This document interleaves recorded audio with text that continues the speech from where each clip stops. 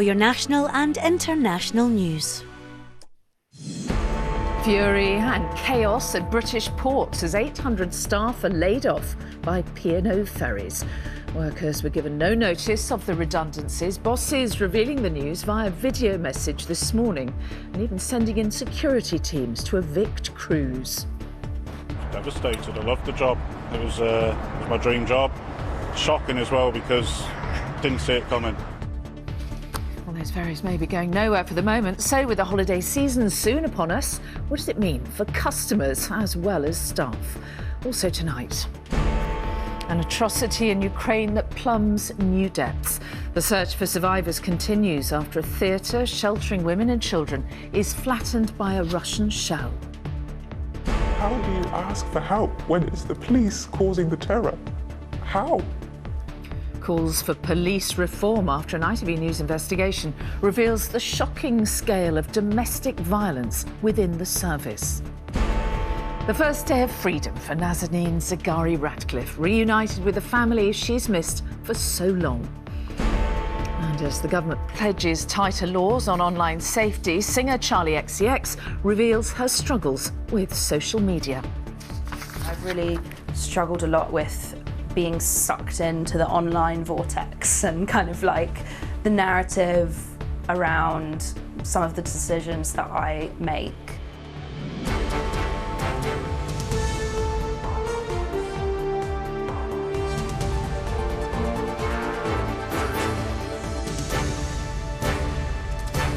This is the ITV Evening News with Mary Nightingale. Good evening. There have been extraordinary scenes at some of Britain's busiest ports today after the ferry firm, P&O, sacked 800 crew without warning. Captains were told to return to port, where they and their crews were told by pre-recorded Zoom that they no longer had jobs. Some refused to leave vessels after it emerged that cheaper agency workers had already been lined up to take over. Now, it's thought services at the UK's largest ferry firm will be disrupted for several days, including the vital Dover to Calais route. Unions branded the move a scandalous betrayal. The Transport Minister said tonight he was angry at the wholly unacceptable way workers were treated. From Dover, here's Martha Fairley. Support local jobs! Support local jobs! Sacked this morning, but P&O's workers aren't going without a fight. In Dover, fury spilled out onto the main road to the port as shocked employees took in the news. Devastated. I loved the job. It was my dream job. Career at sea. It was shocking as well because didn't see it coming. The first sign something was wrong came with the announcement P&O ferry services were being suspended. Ships that normally sail from Dover to Calais, Hull to Rotterdam, Liverpool to Dublin and Cairnryan to Larne, all ordered to stay in port.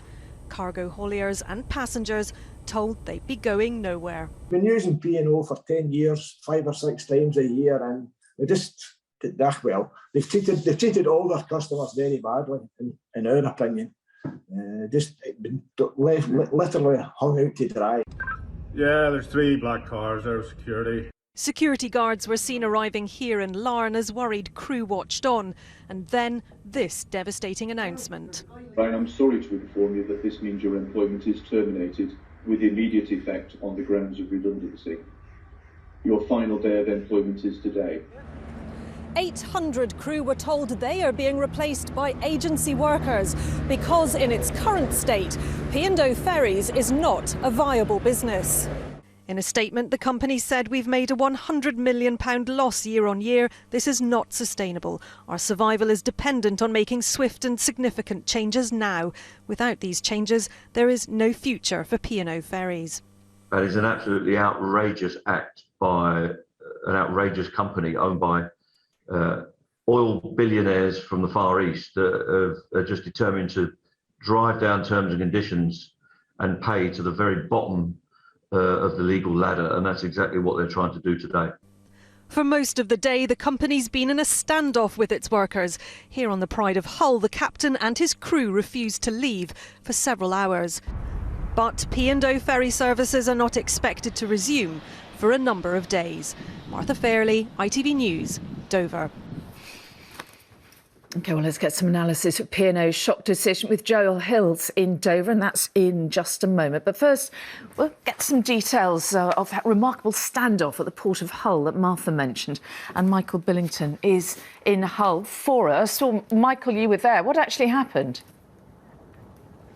Well, Mary, an extraordinary day here at the Port of Hull, all in all. Like you say, a standoff when workers were told that they were losing their jobs with immediate effect. The ship's captain of the Pride of Hull ferry behind me actually raised the gangplank while crew members refused to get off the ship.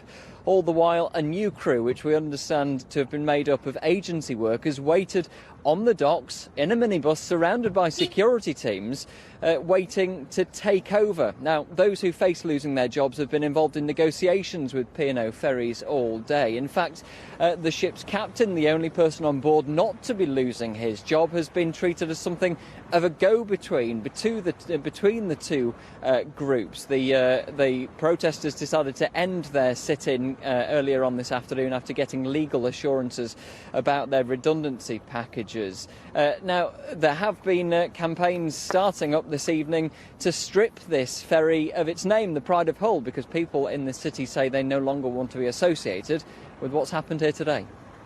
OK, Michael Billington in Hull, thank you. And Joel Hills is in Dover, as I said tonight. Joel, P&O's actions have been widely condemned, unsurprisingly. But is what they've done actually legal or not?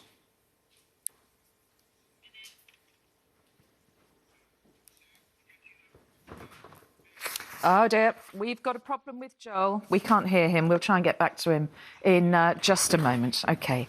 And there is more on this story on our website, including what to do if you were due to travel via P&O Ferries in the coming days. That's itv.com/news. And I think Joel is back, fingers crossed. Joel, is what P&O have done actually legal? Well, the law doesn't prevent it, Mary. I mean, it fails every test of decency and fairness, doesn't it? But as long as a company treads carefully, then in theory it is possible.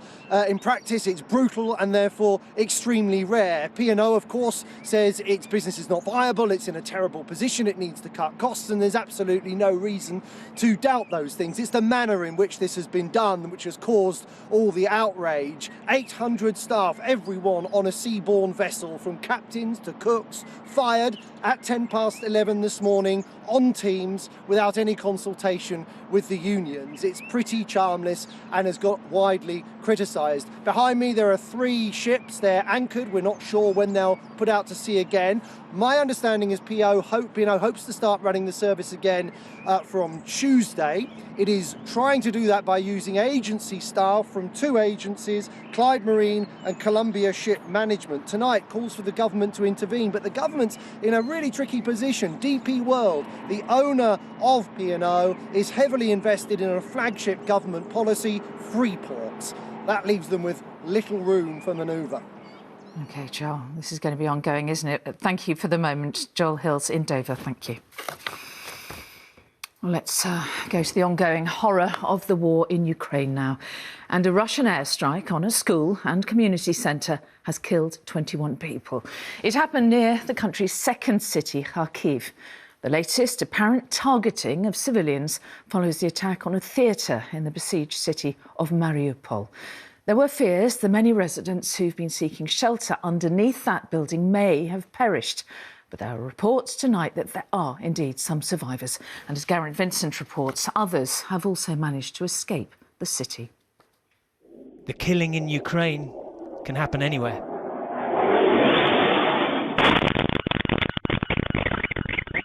Just before dawn this morning, missiles destroyed a school and a community centre in Mareva in the northeast of the country.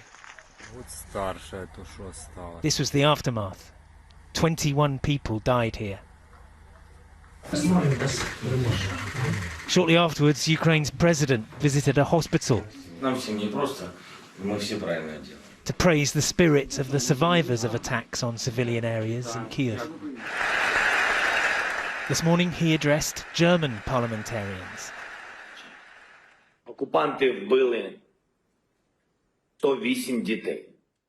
Russia is making war on our cities, our homes and our schools, he told them. The occupiers, he said, have killed 108 children so far. The smoking ruin glimpsed in this footage is what remains of a theatre in Mariupol. Hundreds of people were hiding in its basement when an airstrike hit, after they had done their best to make clear that it was a place of refuge. In this satellite image from a couple of days ago, you can see the theatre as it was, and a word written in Russian on the ground at each end. Children, it says.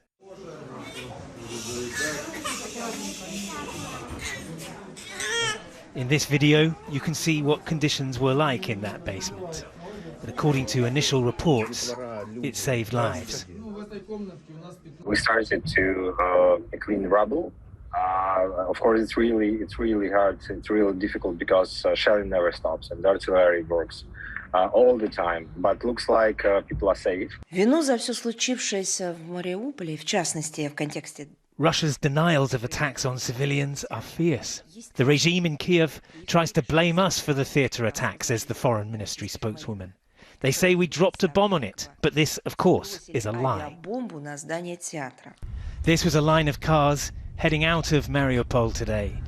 In the windows, families have put up signs which say that same word, children. But in this merciless war, it's a word which offers no protection. Geraint Vincent, ITV News, Lviv. Well, our global security editor Rohit Kachu is in Kiev. Rohit, we're hearing, aren't we, that the Russian ground offensive has stalled. What's your assessment of what's happening there? Well, that seems to be the case. 3 weeks in and the Russians still don't have air superiority. 3 weeks in and they're still struggling to get hold of small commuter towns, not just a few miles away from where we are now, such as Irpin, a small town, population similar to that of Livingston or Canterbury, and 2 miles away from this airfield, this key airfield that 21 days ago the Russians were proudly proclaiming that they'd taken over. So things have moved slowly since then in some parts for the Russians. They've moved backwards in other parts. And today a Western official conceded that the Allies thought now that it wasn't inevitable that they would launch an assault on the city at all, even though they continue to make the necessary preparations. One unknown remains: what the Chinese government does. The Russians continue to make appeals there. We learned today that the Russian foreign minister tried to fly to Beijing yesterday and for some reason turned around mid-flight. It seems that the Chinese are still formulating their approach towards this conflict, and their decision on that front may well be really important. Rohit Kachu in Kiev. Stay safe. Thank you. Here, the Bank of England has raised interest rates again as concerns grow over the impact of spiralling inflation. The base rate rose from 0.5% to 0.75%, but the bank warned that there could be further rises ahead and inflation could hit double figures. Our correspondent Ben Chapman heard from customers and businesses suffering from rocketing prices. For millions more people, like Hayley, the cost of everyday life just got more expensive again. As a driving instructor, her bills were already rocketing. Got this interest rate rise, at least £25 on my mortgage. I've got fuel prices. I'm paying over £100 more every month now, and that's just going to get worse. There's just no end to it. It's just more and more and more. Today's rise to 0.75% puts interest rates at their highest for 2 years, an attempt by the Bank of England to calm price rises, with inflation at 5.5% and expected to reach 8%. It's a hellish prospect for companies like this forge. Their business is buying steel, heating it up and pressing it, but the cost of the metal and melting it have soared.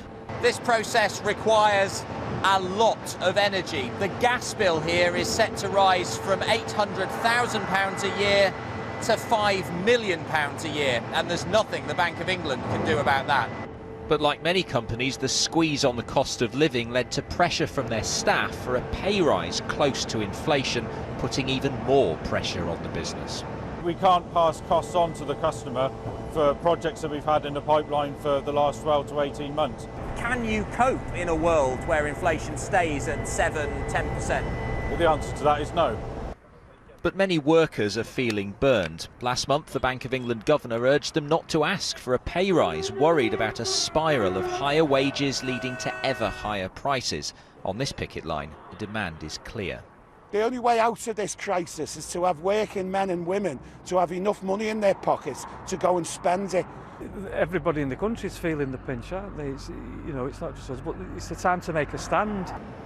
The bank faced criticism today for making the cost of living and doing business even more expensive for some, and price rises are unlikely to cool down anytime soon.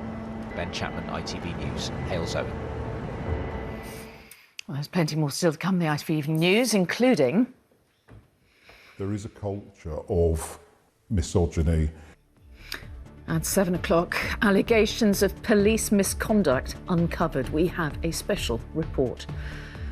Also heard a mother's anger at the man who murdered her daughter is to be released after serving just 14 years in jail. When that sentence was laid down, you go away thinking that justice has been done. And like BBC is paying damages to one of Princess Diana's former aides. All of that and the rest of the day's news and live weather from Cheltenham with Alex coming next.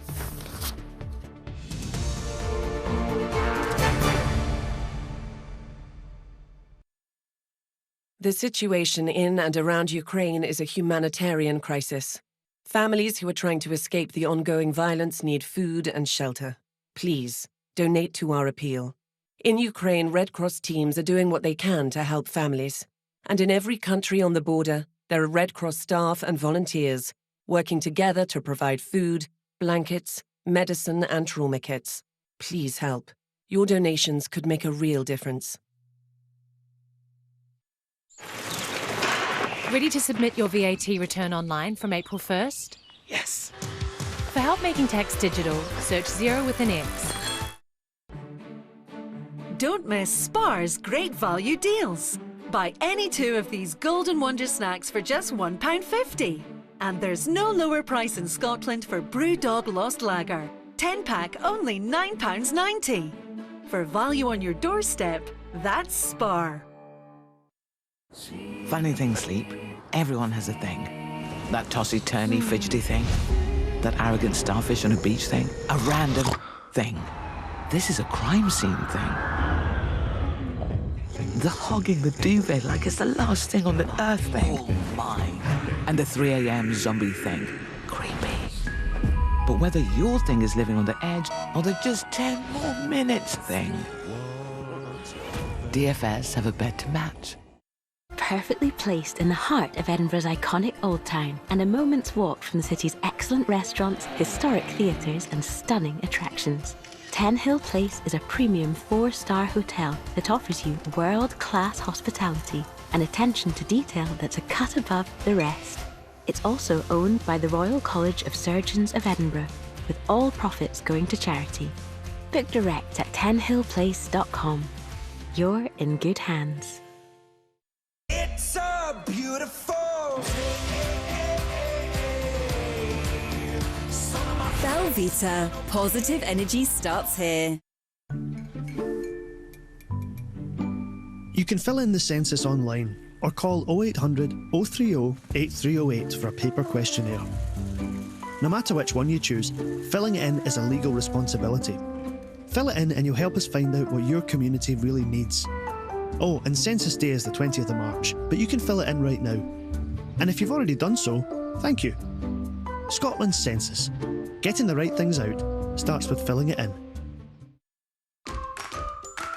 Change your life with laser eye surgery. At Optical Express, laser eye surgery starts from only $5.95 per eye. So, what are you waiting for? Take the first step and book your free laser eye surgery consultation with one of our experienced optometrists. Call or go online today. Optical Express. Over 2/3 of postcodes in Great Britain are already playing People's Postcode Lottery. And you can check all the winning postcodes on our website. In our April draws, one lucky postcode area will win a share of an incredible £7.9 million. Enter your postcode before midnight on the 24th of March to join in.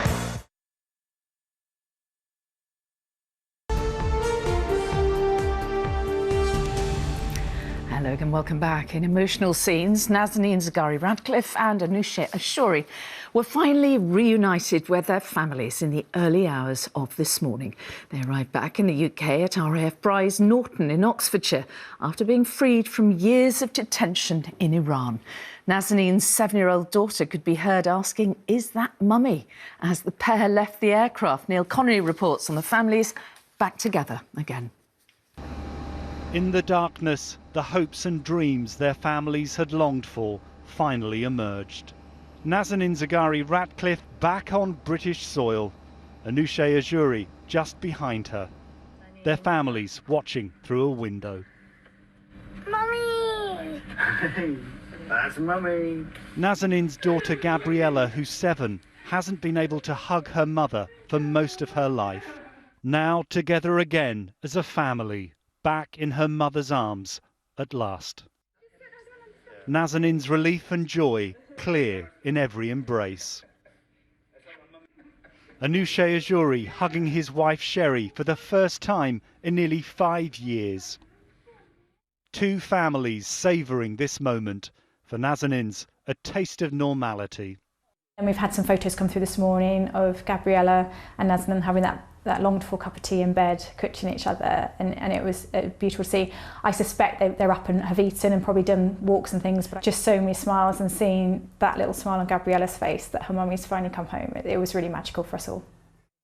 Anusha Ashuri's wife talked of the difficult adjustments being faced. It's also particularly disorientating for him because, you know, he woke up this morning and he couldn't believe that the ceiling he was looking at wasn't his prison ceiling, and that is going to take a long time to change. That adjustment is going to take a while. Former hostage Terry Waite has been in touch with Nazanin over the past year. She emailed him just 4 days ago. She was feeling rather low, and it would be another year without her family. And I simply said at that time, Nazanin, really believe that this ordeal is going to finish. It's going to come to an end. 4 days later, she was at the airport.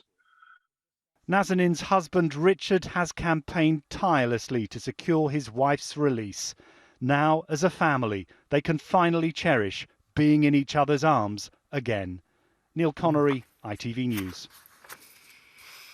Now, the government appears to have stepped back from plans to limit the amount of time MPs spend on second jobs. The government now says it is impractical, and it also cast doubt on proposals for a cap on earnings.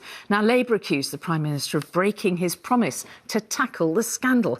Our Deputy Political Editor Anushka Astana joins us from West London. So, Anushka, how much of a U-turn is this?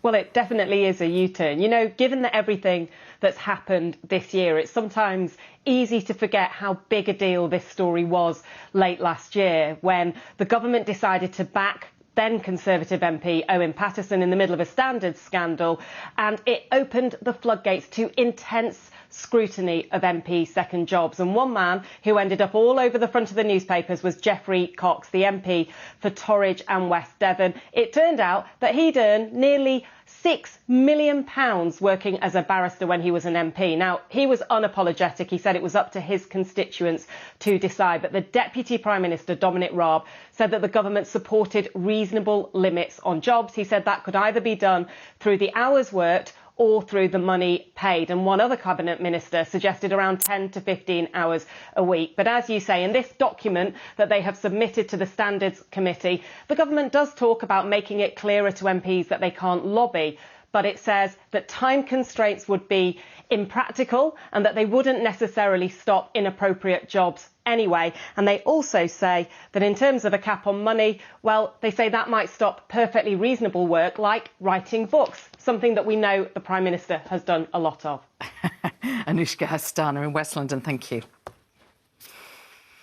Now, the mother of murder victim Sophie Lancaster has told ITV News she can't understand why one of her daughter's killers is being released after 14 years in jail. Sylvia Lancaster says it doesn't feel like she's been listened to. Sophie was savagely beaten in a park in Backup in Lancashire in 2007 by two teenagers simply because she was dressed as a goth. Her mother spoke to our North of England reporter, Sangeeta Lal. She was a woman who celebrated individualism, but at 20 years old, Sophie Lancaster was murdered because of it. Killed by Ryan Herbert, who was sentenced to a minimum of 16 years, a term which he appealed, and one that was reduced to 14.5 in 2020.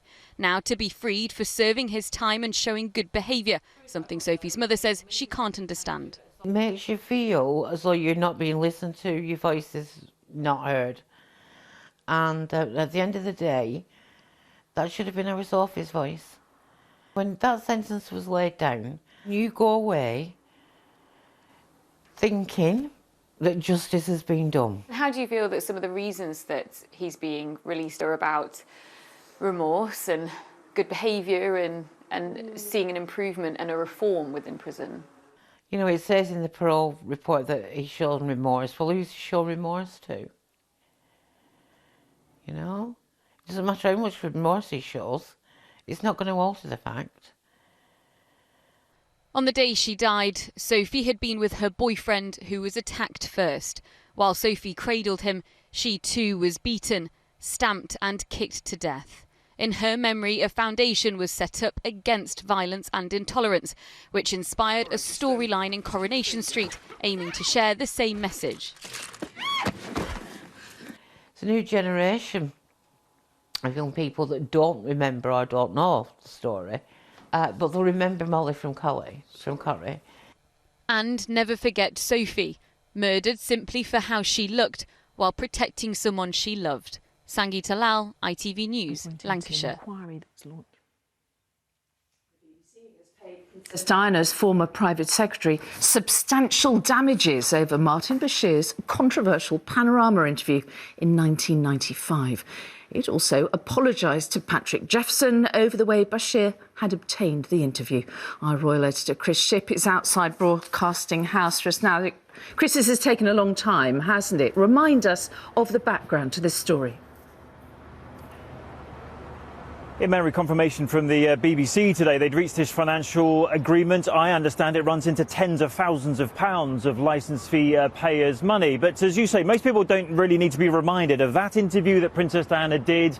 If you remember these pictures in 1995 when she sat down with Martin Bashir and said, among other things, but perhaps most famously, there were three of us in this marriage, caused huge headlines at the time. But it's caused huge problems for the BBC since. A report last year found the BBC secured that interview in a deceitful way. In fact, even Prince William said it saddened him to know that it contributed to his mother's fears and her paranoia in her final years.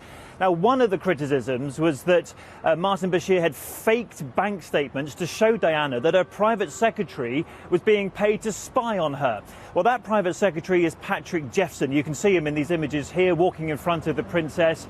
He's announced today that he's given the entirety of the damages from the BBC to a children's hospice in Wales called T. Haffan, something where Princess Diana was patron, and he hopes some good might finally come of this whole affair. OK, Chris Shipp, outside the BBC, thank you. You are watching the ITV Evening News. Here's what's still ahead before Emmerdale. The law should apply to everyone, but if you're a police officer, it doesn't apply to you, and they know it. We have got a must-watch investigation exposing the scale of domestic violence among police officers, and that's coming up in just a moment. How rocketing rents are causing a surge in evictions and leaving families on the edge. I feel like I'd failed them. I actually felt like I'd failed them. Like I'd done this for 9 years and I'd failed my kids. Paul Pogba's emotional appeal after his house was burgled as his kids slept inside. When you're low or feeling down and you read something negative about yourself, obviously it amplifies and you zone in on it. She's got 4 million Instagram followers, but Charli XCX tells us of her social media turmoil. And it's been a day full of colour and sunshine here at Cheltenham for St Patrick's Day. I'll be live a little later from here with news of a sunny weekend to come.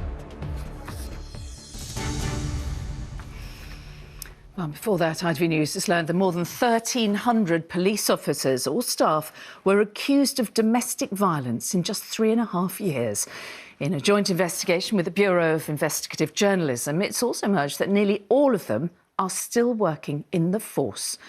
Only a tiny number were ever convicted, prompting one former chief constable to call for fundamental reform of the police service.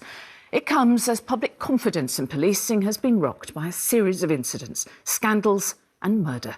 Rebecca Barry has this special report. A year ago, a serving police constable caused horror, exploiting his professional powers in the most grotesque way. But Sarah Everard is far from the only victim of violence at the hands of a British police officer. A series of incidents have exposed a toxic culture of misogyny. And now we can reveal the shocking number of UK police officers and staff who've been accused of domestic abuse, the vast majority of them still working. How do you ask for help when it's the police causing the terror? How? Police officers are trained to use coercion and control, but this woman's husband brought those tactics home. The hand on the back of the neck where he'd sort of manoeuvre you round and hold you and just push you around the house by the back of your neck. I wasn't allowed a mobile phone. I wasn't allowed a bank card. I felt mostly like I was a prisoner or someone that I had as though I'd been arrested. She repeatedly reported it, but he's still working. It makes me feel angry that they get so much power and support. They can just do whatever they like. The law should apply to everyone, but if you're a police officer, it doesn't apply to you. And they know it, and they use the system. Along with the Bureau of Investigative Journalism, ITV News can reveal that more than 1,300 UK police officers or staff were accused of domestic abuse over a 3.5-year period. More than 80% of them are still working. Only around 3% were convicted, far lower than the rate in the general population, and less than 3% were dismissed. The rest resigned or retired. I think that figure would be likely to be much, much higher than that. This former officer served for nearly 30 years, but became so disillusioned with misogyny among senior leadership, he resigned. There is a culture of misogyny.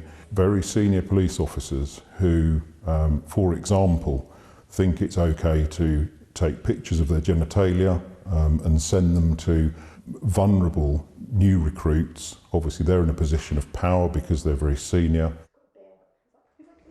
This charity has been contacted by scores of women who say they were abused by police officers but didn't get justice. One major problem, the fact that the accused is often investigated by colleagues from the same force that employs them. The Centre for Women's Justice persuaded the police inspectorate to investigate what it says is a systemic problem. Unless it's tackled within policing, we're going to see, the continued widespread criminal justice failures happening in wider society, and misogyny and violence against women not being dealt with. How does it make you feel seeing those stats in black and white? Not in a way, not surprised, but the reaction from the former Chief Constable of Greater Manchester Police, Sir Peter Fahy, says police forces need major reform. Your investigation is right to point out that there is an abiding issue in policing about domestic violence carried out by police officers. Policing still always carries that danger of misogynistic attitudes and a very closed culture, and the risk that people think that officers are covering up for one another. And the fact is, I think lots of people, including myself, have seen policing actually needs fundamental reform. It raises vital questions about democracy. How can the public have trust in the police when those who have a duty to protect abuse? Rebecca, this is so shocking, isn't it? And yet it may just be the tip of the iceberg. Yeah, there's been a lot of focus recently on the Met Police, but this investigation suggests there are issues in police forces right across the UK. 80% supplied us with data, and all but one of those admitted that their officers had been accused of domestic abuse. As you heard in that report, even Sir Peter Fahey admits it's an abiding issue within policing. A so-called super complaint has been submitted, arguing that at least there should be external criminal investigations in these cases so that officers aren't investigating their own colleagues, and we're waiting to hear the results of that process. The National Police Chiefs Council has responded to our investigation, admitting that victims will find this concerning, but insisting that policing is working hard to root out those who display misogynistic characteristics. In the last hour or so, the Home Office has responded, calling domestic violence a wicked crime and pointing out that an inquiry has been launched to tackle misogynistic and predatory behaviour within police forces. Yeah, amazing. Rebecca Barry, thank you. Well, now let's get an update on what's happening in the world tonight. Disruption is expected for days on P&O Ferries after the company sacked 800 seafaring staff on the spot today. This is the scene in Dover tonight, where ships will remain docked until the situation is resolved. The UN Security Council is holding an emergency meeting right now to discuss the deteriorating situation in Ukraine. It comes after Russia bombed a theatre that was sheltering hundreds of women and children in Mariupol. And Nazanin Zaghari-Ratcliffe is spending her first night at home with her family tonight after being released from detention in Iran. Next tonight, ITV News has learned that the cost of renting has rocketed by 10% in a single year. That's pushing more people into default and then, of course, putting them at risk of eviction too. With the cost of living rising all the time, many are really fearful about what's to come, as our political correspondent Daniel Hewitt reports. Barely a moment passes where Mary isn't worrying about money. The cost of food, fuel and energy is going up, and so too now is the rent on the house near Wigan she's lived in with husband Dougie for 23 years. I was paying £390 and it went up to £497 in one go. Just up by £100 like that? Yeah. I can't do that. I cannot pay that rent. Last year, Dougie was diagnosed with dementia. Mary lies awake at night, fearing where they may end up. We've worked all our lives. We are settled here. This is your home? This is our home. Nobody's listening to the poor people around here because they just don't care. A few streets away, Nicola's rent has also gone up by £120 a month.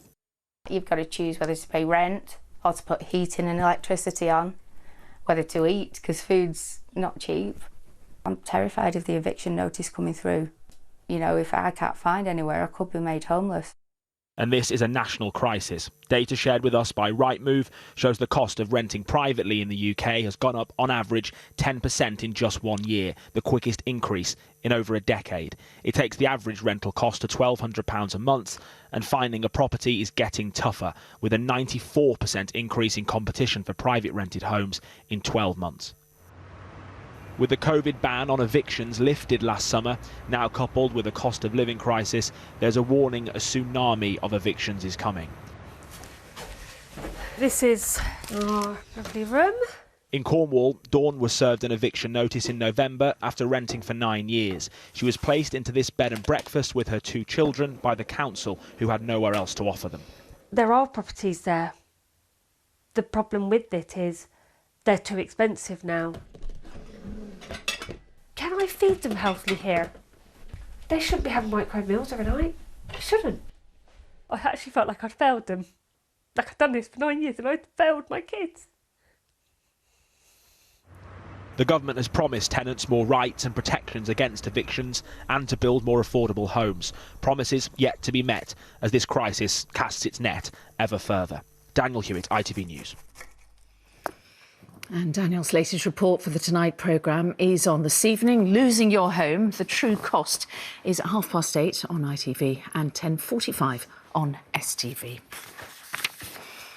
And moving on now, the Manchester United star Paul Pogba has revealed his home was burgled while his young family slept inside. It happened as he was playing for United in their Champions League match against Atletico Madrid on Tuesday night.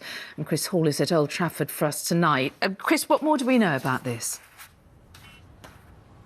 Well, you know, with their luxury lifestyles, it can often seem hard to relate to Premier League footballers. But on Tuesday night, Paul Pogba was simply a father worried for the safety of his children while he was playing here for less than 5 minutes. But in that time, they took from us something more valuable than anything we had in our home, our sense of security and safety. And that's something that footballers are having to deal with increasingly of late. Manchester City's João Cancelo got injured fighting off intruders in his home, while Pogba's teammate Victor Lindelof also had a break-in at his home. Pogba, meanwhile, has offered a reward for anybody who can help catch the burglars. He went on to say that as a father, there's no feeling worse in the world than not being there to protect your children.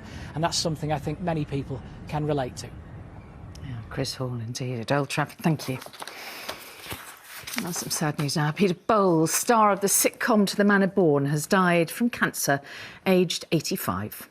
If I had a magic wand, Cinders, I could still take you to the ball.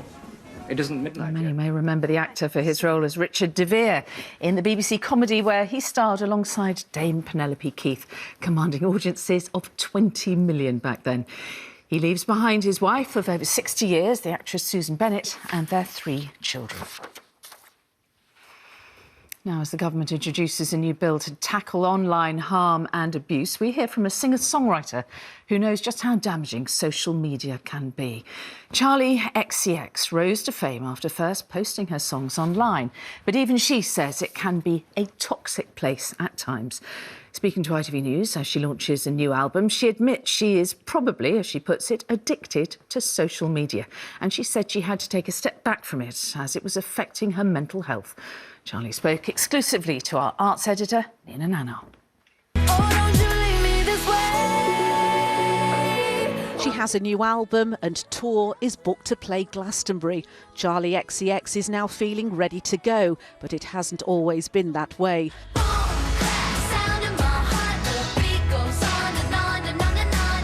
The singer was discovered on social media when she was a teenager, but that same medium has, she says, worsened her mental health struggles recently. I was under a lot of pressures from my personal life, my work life, which I know so many of us are, and I think I didn't really give myself a rest or a break. I think over the past few months in particular, I've really struggled a lot with being sucked into the online vortex and kind of like the narrative around some of the decisions that I make online. Fans' online criticism of her music and an exclusive festival booking she's since cancelled all added to her struggles.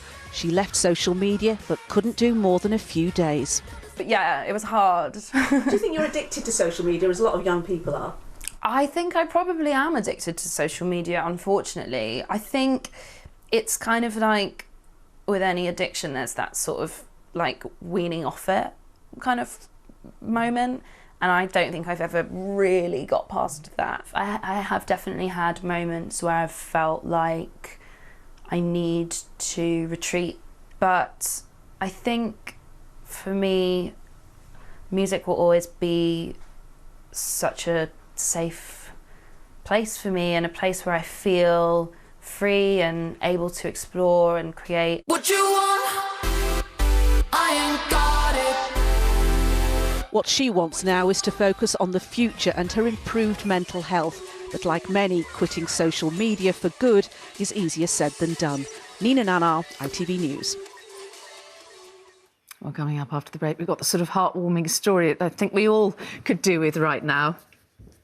So I just said, well, I'll try for you, if you like. She just dropped that bombshell in.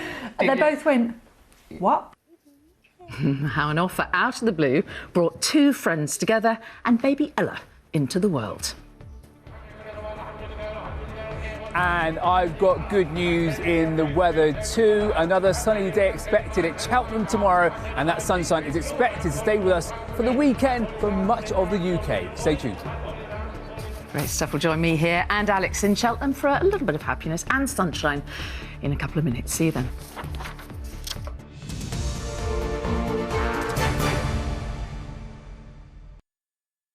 This is the Dyson Corral Straightener with manganese copper alloy plates.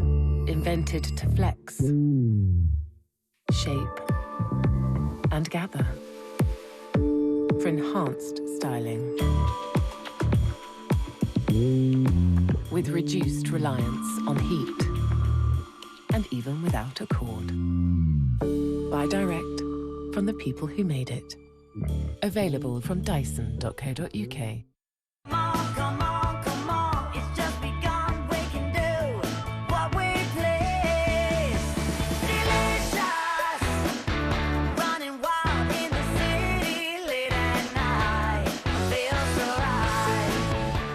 Flora Gorgeous Gardenia, the Nouveau du Parfum.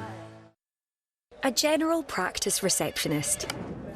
Good morning, health centre, how can I help? Is much more than a receptionist. By asking a few simple questions in complete confidence.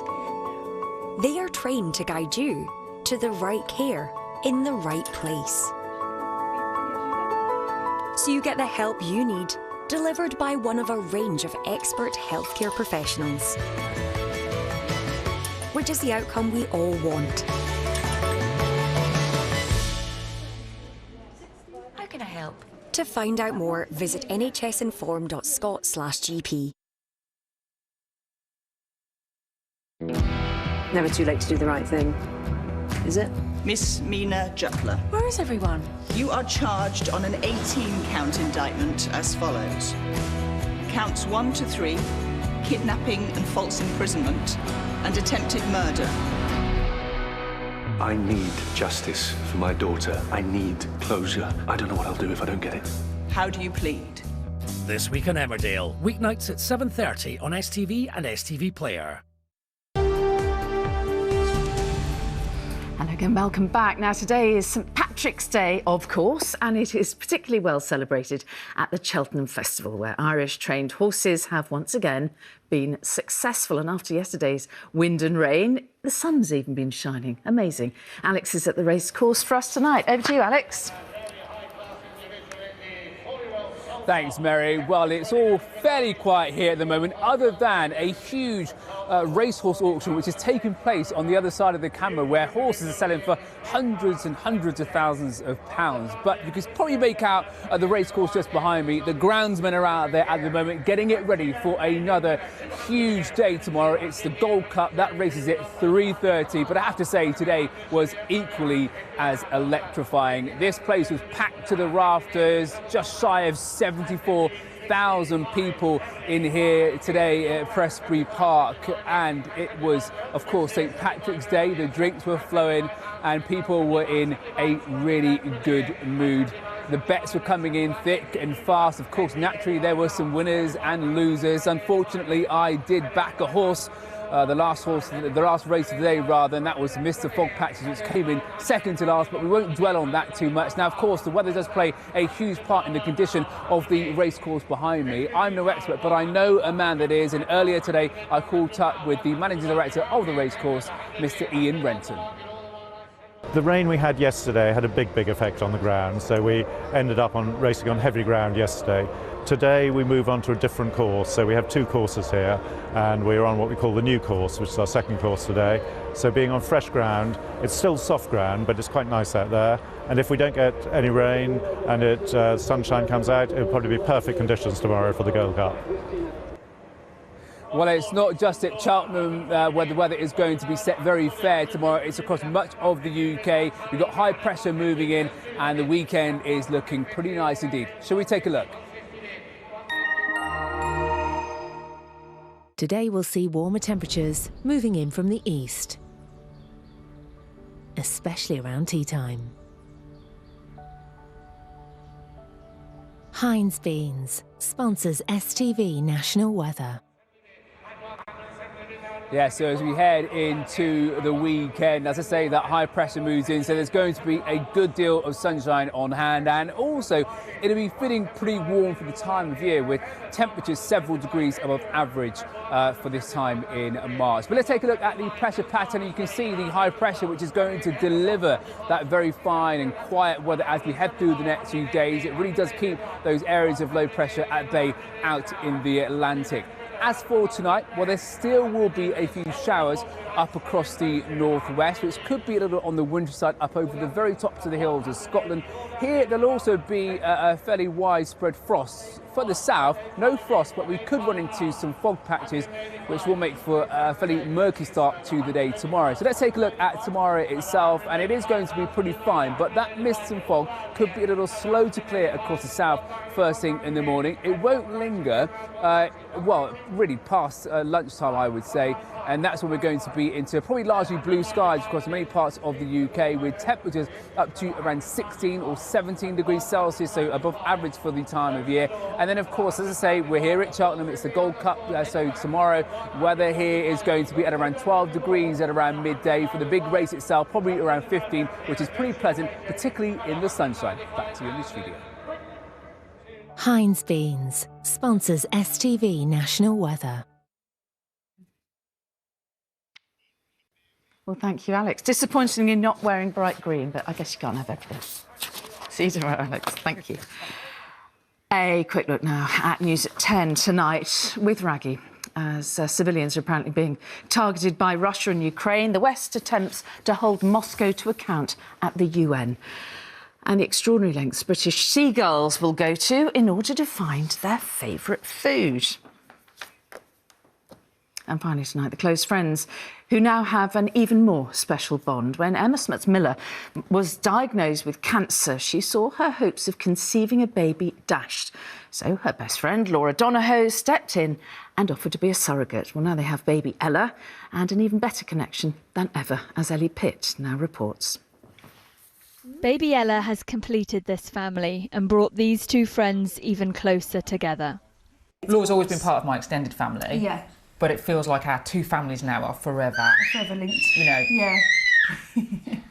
Emma and Laura have been friends since school and were each other's bridesmaids. But just months after Emma's wedding, she was told she had breast cancer and that the treatment would affect her fertility. She froze her embryos and realised surrogacy was her only option. When her and her husband began to look for someone to carry their child, her best friend gave the couple an unexpected offer. So I just said, well, I'll try for you, if you like. She just dropped that bombshell in. And they both went, what? How did you come to that decision? I thought, well, what have I got to lose? Obviously, they've got everything to gain. She's my best friend. What was your reaction?